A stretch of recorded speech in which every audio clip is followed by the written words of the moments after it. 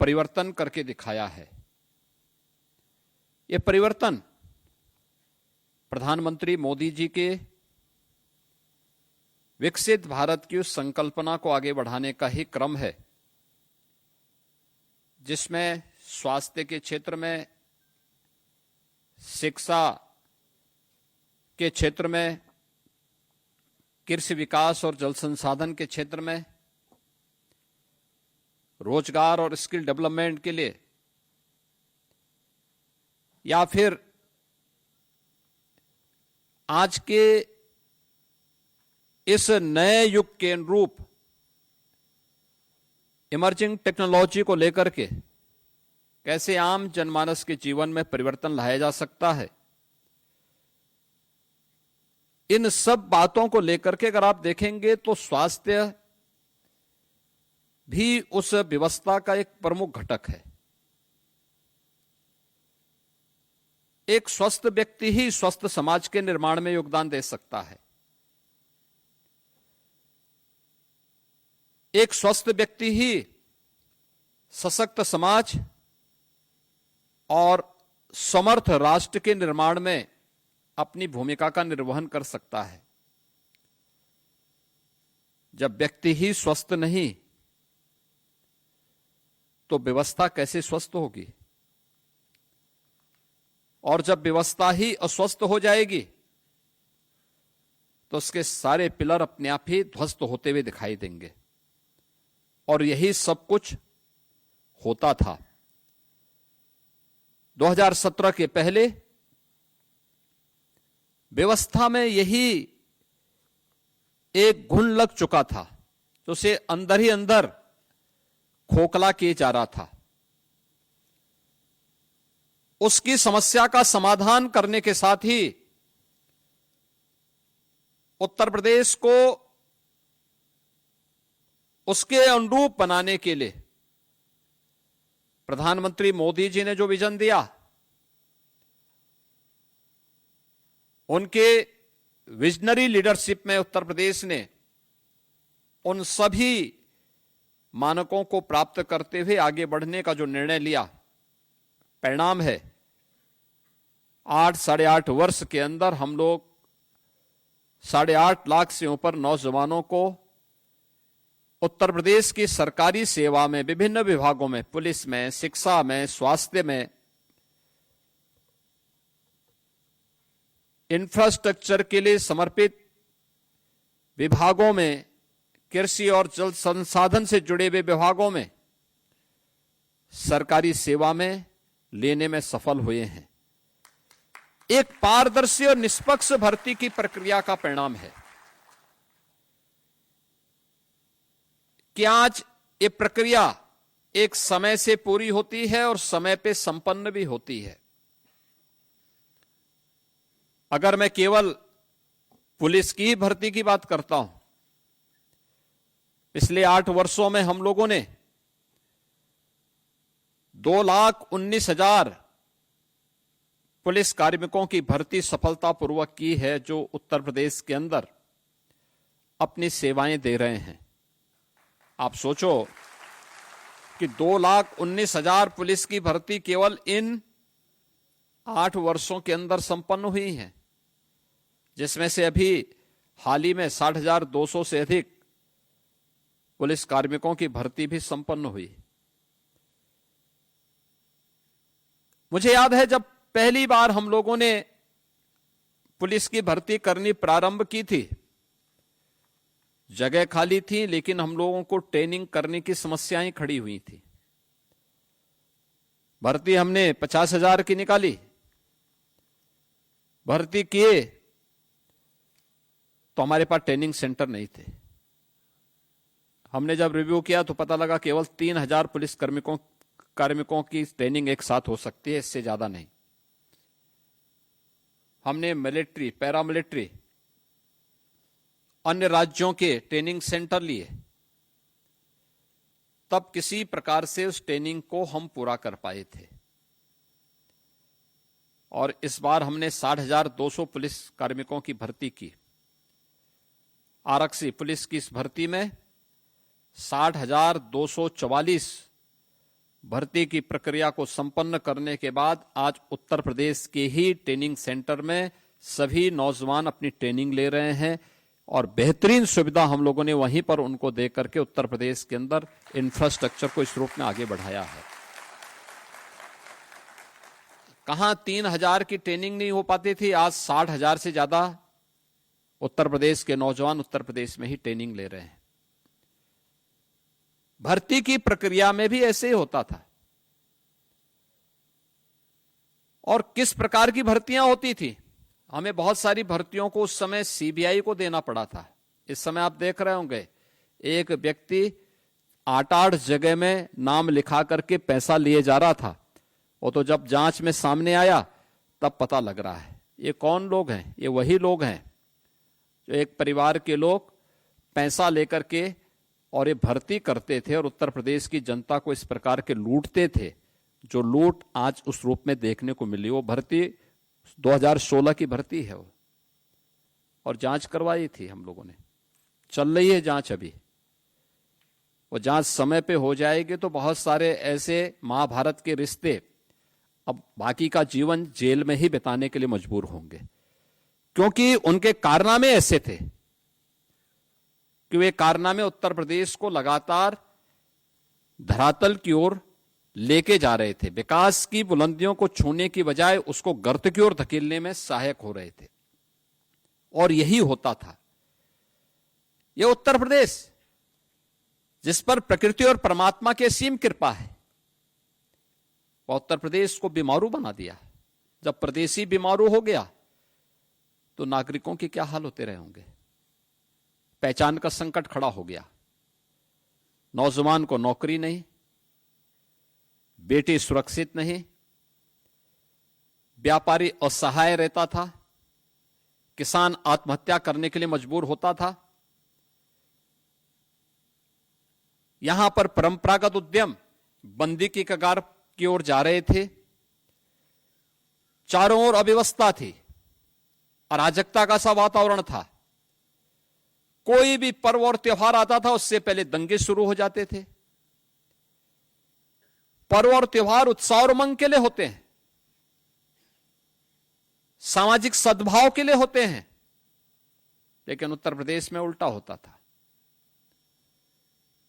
लेकिन आज पिछले 8 वर्ष में कोई भी व्यक्ति हो, कोई भी समुदाय हो, कोई भी जनपद हो, पर्व और त्योहार के एक मानक है, एक स्टैंडर्ड है। उस स्टैंडर्ड के अनुसार ही लोग उत्साह और उमंग के साथ उन आयोजनों में भागीदार बनते हैं। सामाजिक सौहार्द भी है। यह सामाजिक सौहार्द राष्ट्रीय एकता को भी संबल देता है।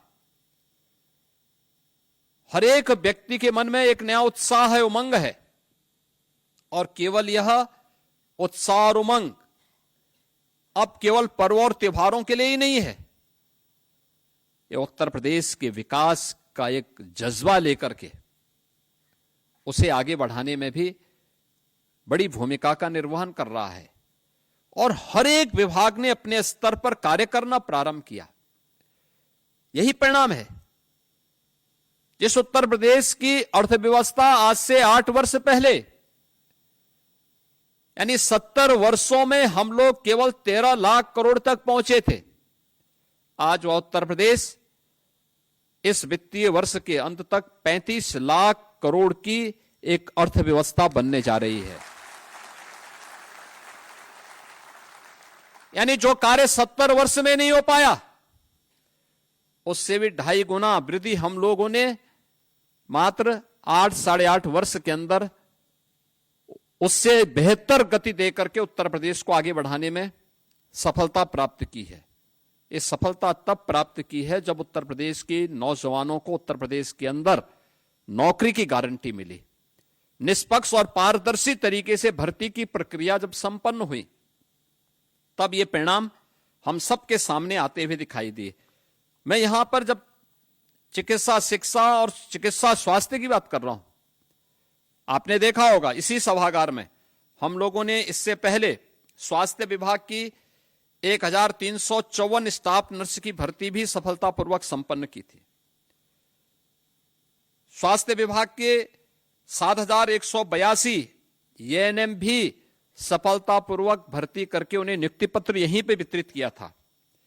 1102 स्पेशलिस्ट चिकित्सकों की भी भर्ती की प्रक्रिया करने के बाद उन्हें नियुक्ति पत्र वितरण का कार्य भी किया गया।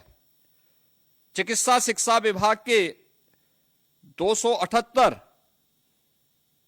जो एसोसिएट प्रोफेसर्स थे, उनकी भी भर्ती की प्रक्रिया को संपन्न किया और उत्तर प्रदेश के जो हमारे बड़े बड़े चिकित्सा संस्थान हैं उनके लिए 2142 स्टाफ नर्स की भी भर्ती की प्रक्रिया को सफलतापूर्वक अकेले एक विभाग के स्तर पर इतनी भर्ती की प्रक्रिया संपन्न हुई, जिन्हें नियुक्ति पत्र देकर के आज वे उत्तर प्रदेश के विकास में अपना योगदान दे रहे हैं। यही उत्तर प्रदेश है जिसके बारे में डिप्टी सीएम श्री ब्रजेश पाठक जी कह रहे थे कि उत्तर प्रदेश में गवर्नमेंट मेडिकल कॉलेजेस 17, जनपद हैं 75, आबादी उस समय 20 करोड़, आज वो 25 करोड़ के आसपास, लेकिन मेडिकल कॉलेज 17 थे। आज उत्तर प्रदेश के अंदर सरकारी और निजी क्षेत्र को मिलाकर के देखेंगे तो जो पहले 40 मेडिकल कॉलेजेस थे जिसको बनने में 100 साल से ज्यादा लगे थे, आज उसी उत्तर प्रदेश में हम लोगों ने पिछले 8 साढ़े 8 वर्ष में मेडिकल कॉलेजेस की संख्या बढ़ा करके 80 से ऊपर हम पहुंचाने में सफल हुए हैं और आज 1 डिस्ट्रिक्ट 1 मेडिकल कॉलेज या उत्तर प्रदेश की पहचान बन रही है। मेडिकल कॉलेज बनेगा तो केवल मेडिकल कॉलेज एडमिशन ही नहीं होते हैं, उसमें मेडिकल के प्रोफेसर भी, एसोसिएट प्रोफेसर भी, असिस्टेंट प्रोफेसर भी, उसमें अन्य क्लेरिकल स्टाफ भी, उसमें स्टाफ नर्स भी, फार्मासिस्ट भी, टेक्नीशियंस भी, इन सब की भी भर्ती होती है। इस सभी भर्ती की प्रक्रिया के साथ जोड़ करके उन सबको भी नौकरी दी गई। वह भी उसके साथ उन्हें वहां पर हर एक मेडिकल कॉलेजेस में बड़े पैमाने पे ये सभी पद देने के साथ वहां भर्ती की प्रक्रिया को भी उसी रूप में आगे बढ़ाने का कार्य किया गया। परिणाम है कि आज जनपद स्तर पर लोगों को सुविधाएं मिलनी प्रारंभ हुई। पहले आपको किसी भी हॉस्पिटल में आप जाते थे तो हॉस्पिटल बंद मिलता था, दवा नहीं मिलती थी, डॉक्टर है तो दवा नहीं है, दवा है तो डॉक्टर नहीं है, अगर दवा और डॉक्टर उपलब्ध है तो बिजली नहीं है, कोई सुविधा नहीं मिल पाती थी। आज उत्तर प्रदेश मेडिकल कॉर्पोरेशन के माध्यम से दवाइयां भी उपलब्ध हो रही हैं, तो 5 करोड़ 34 लाख से अधिक परिवारों को, यानी अगर एक परिवार में 5 लोग भी होंगे ना, तब भी आप अनुमान कर लीजिए कि कितनी बड़ी संख्या से लाभान्वित हो रही है। यह आयुष्मान भारत कार्ड की सुविधा से यहां पर उत्तर प्रदेश के अंदर लाभान्वित हो रही है। लगभग 80 लाख से ऊपर लोगों ने आयुष्मान भारत की सुविधा का लाभ अब तक लिया है, जिसके लिए लगभग 3000 करोड़ रुपए से अधिक की राशि उत्तर प्रदेश सरकार ने भारत सरकार के साथ मिलकर के पेमेंट किया है उन गरीबों की बेहतर चिकित्सा सुविधा के लिए। अभी हाल ही में हम लोगों ने उत्तर प्रदेश के चिकित्सा शिक्षकों के लिए कैशलेस मेडिकल सुविधा की घोषणा की है। आप अनुमान करिए कि 11 लाख शिक्षक यानी 11 लाख परिवार, सीधे सीधे 55 लाख लोग सीधे सीधे इस सुविधा से लाभान्वित होने वाले हैं। यानी आज सरकार के पास क्षमता है तो सरकार ये सुविधा उनको उपलब्ध करवा रही है, और वह गवर्नमेंट मेडिकल कॉलेजेस में भी, इम्पैनल्ड हॉस्पिटल्स में भी ये सुविधा प्राप्त कर रहे हैं। पहले इक्के दुक्के हॉस्पिटल में, लखनऊ में या बीएचयू वगैरह में छोड़ दिया जाए तो बाकी कहां, आईसीयू कहीं भी नहीं था, ब्लड बैंक नहीं मिल पाता था, डिजिटल एक्सरे, कलर डॉपलर नहीं मिल पाता था, सीटी और एमआरआई तो बहुत दूर की बात है। आज उत्तर प्रदेश के अंदर आप देखेंगे हर जनपद में ब्लड बैंक है, हर जनपद में आईसीयू की सुविधा है। हम लोग जब 17 में आए थे तब उत्तर प्रदेश के अंदर 2/3 से अधिक जनपद ऐसे थे जहां पर एक भी आईसीयू के बेड नहीं थे। आज उत्तर प्रदेश के अंदर हर जगह आप जाएंगे, आपको वहां पे आईसीयू के बेड भी मिलेंगे, मिनी आईसीयू भी मिलेंगे,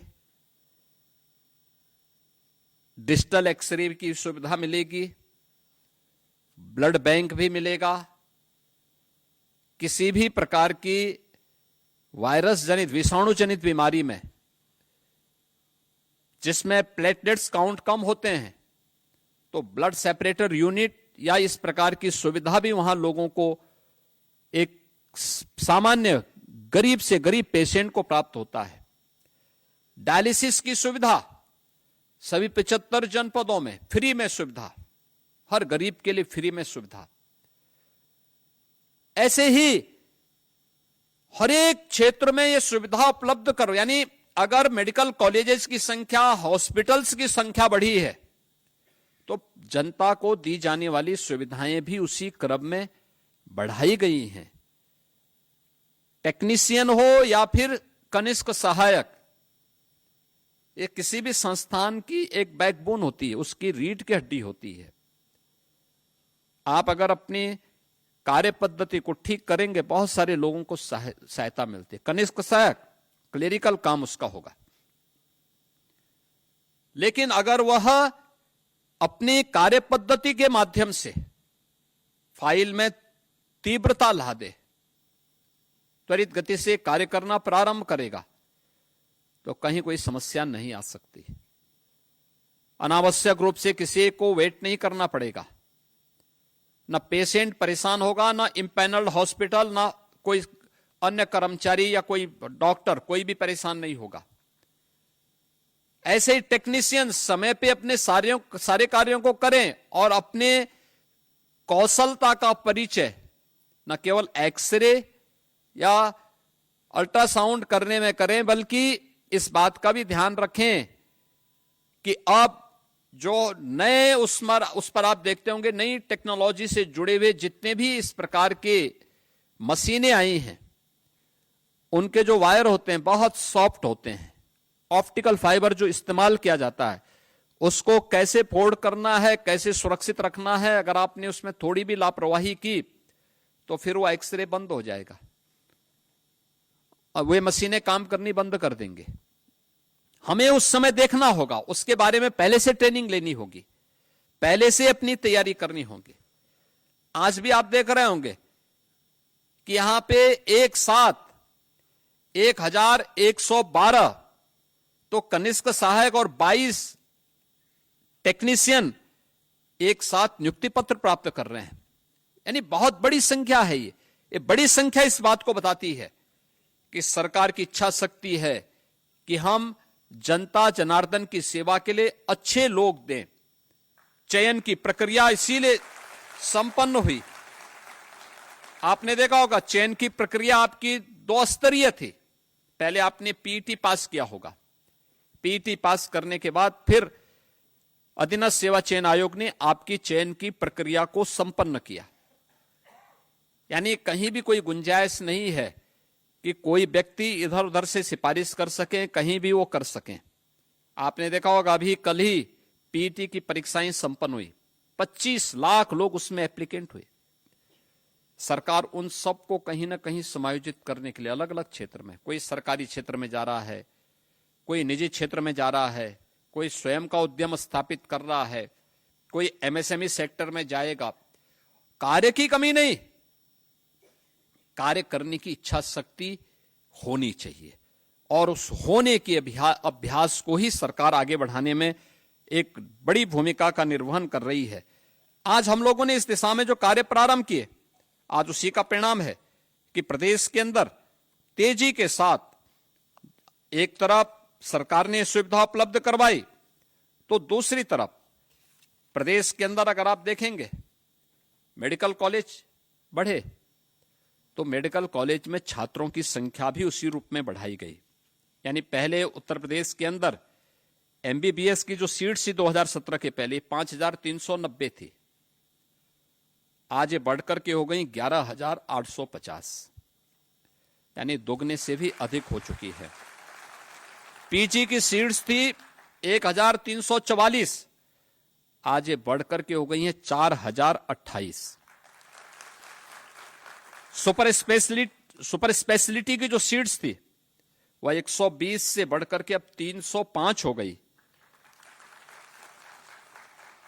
ये सभी संपन्न करने के साथ साथ जो हमारे गवर्नमेंट मेडिकल कॉलेजेज है उसमें भी 1,234 हमने मेडिकल के शिक्षकों की तैनाती वहां पर अतिरिक्त की है। जितनी भी भर्ती की प्रक्रिया हो रही है, लगातार हर योग्य व्यक्ति को उसमें समाहित करने और उनको आगे बढ़ाने में भी सरकार तेजी के साथ कार्य कर रही है।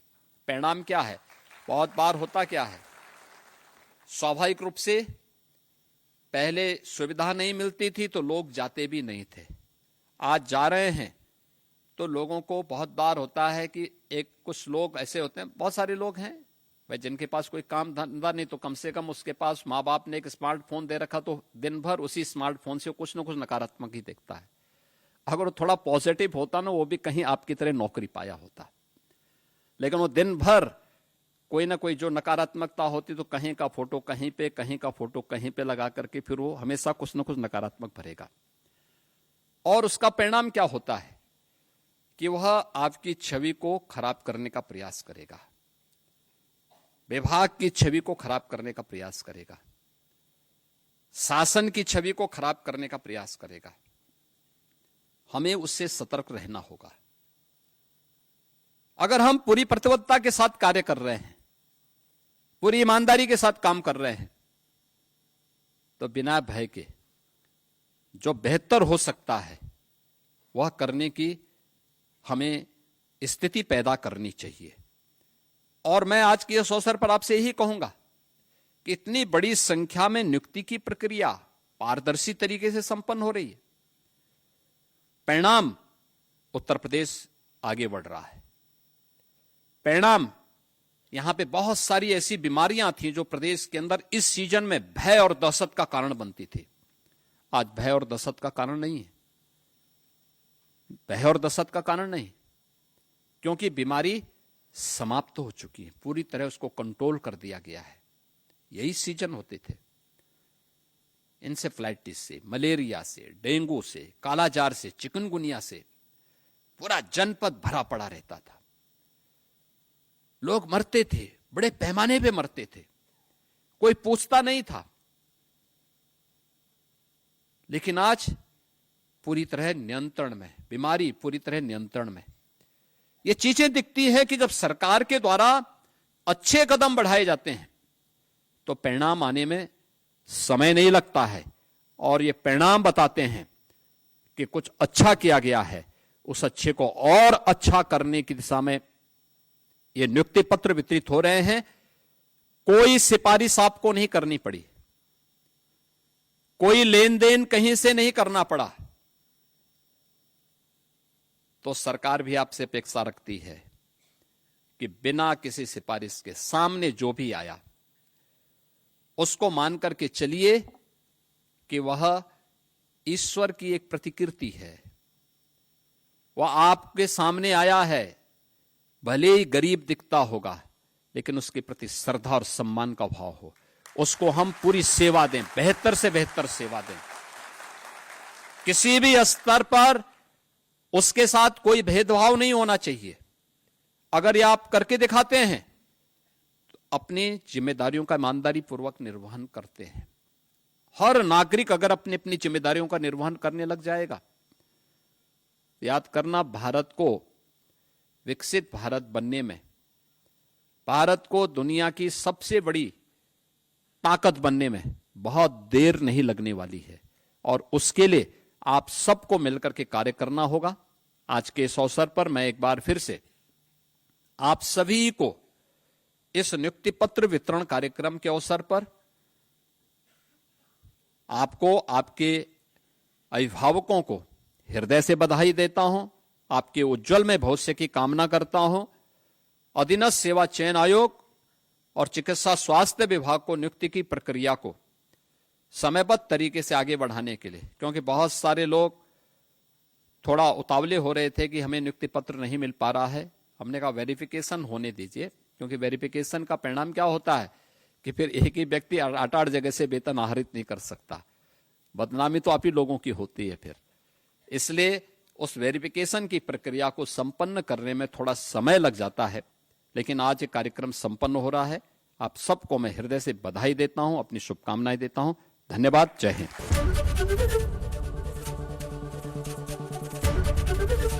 एबीपी गंगा, खबर आपकी, जुबान आपकी।